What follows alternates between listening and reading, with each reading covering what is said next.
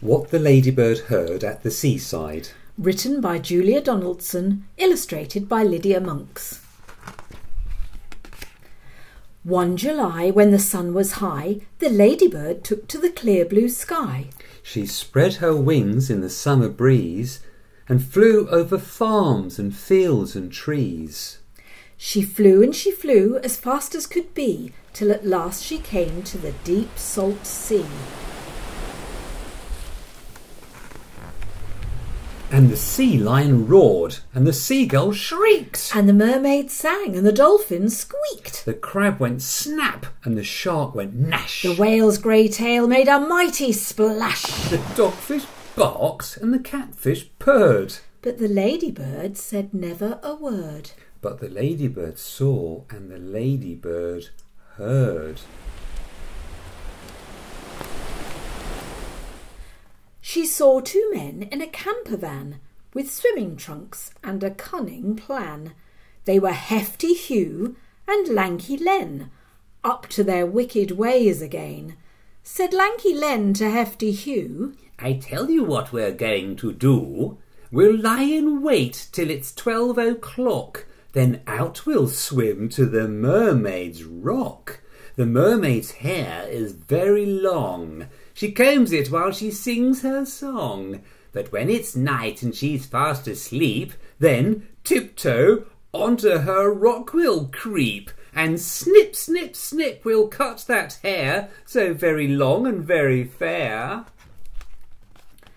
Said Hefty Hugh to Lanky Len, "We'll make a lovely wig, and then we'll sell it to a famous star.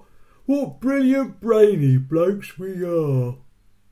The mermaid's hair will soon grow back, enough to fill another sack. We'll keep on doing it forever.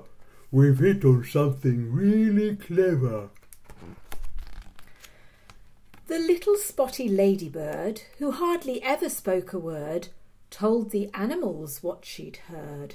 Then the sea lion roared, and the seagull shrieked. The mermaid wailed, and the dolphin squeaked. The crab went snap, and the shark went gnash. The whale's grey tail made a mighty splash. And the fish declared, "That wicked pair! We can't let them steal the mermaid's hair."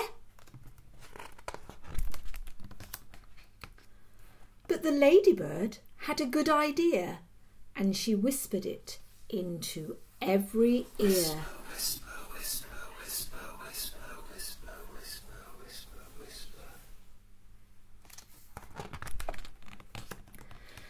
Then the seagull gave a joyful shriek, and he fetched some seaweed in his beak. And as the sky was turning red, he dropped it onto the sea lion's head.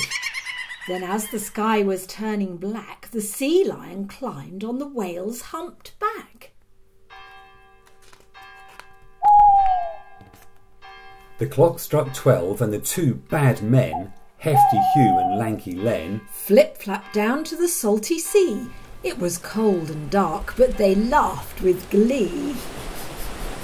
But there's the mermaid hiding with her friend the crab. There is the hump of the whale and the sea lion with all the seaweed on her hair. Ladybird's hiding as well. Then the whale began to sing a song. "That's her," said Hugh. "We can't go wrong." They swam towards the tuneful sound. "She is still awake," said Len, and frowned. The singing stopped. They took a peep. Said Hugh, "I think she's gone to sleep."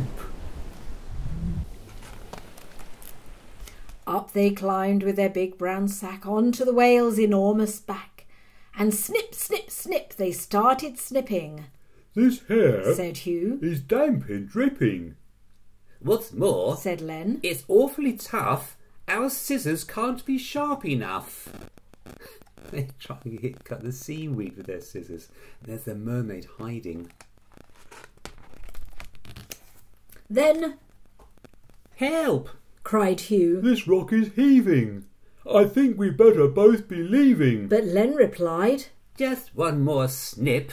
Then the whale's grey tail gave a great big flip. The thieves fell into the water. Splash! And Hugh said, Golly! and Len said, Gosh. then, Oh! cried Hugh, and Len yelled, No. as the shark bit a flipper and the crab pinched a toe. They swam for their lives, and then they ran all the way back to their camper van. Phew! Said Hugh. We've had a scare, but at least we've got the mermaid's hair. They opened up the sack, and then... It's full of seaweed, shouted Len. Len. And... Tricked again! said the two bad men. Oh, look at Len crying. They just got seaweed. Then the sea lion roared and the seagull shrieked. The mermaid sang and the dolphin squeaked. The crab went snap and the shark went nash. The whale's grey tail made a mighty splash. The dogfish barked and the catfish purred. But the ladybird said never a word.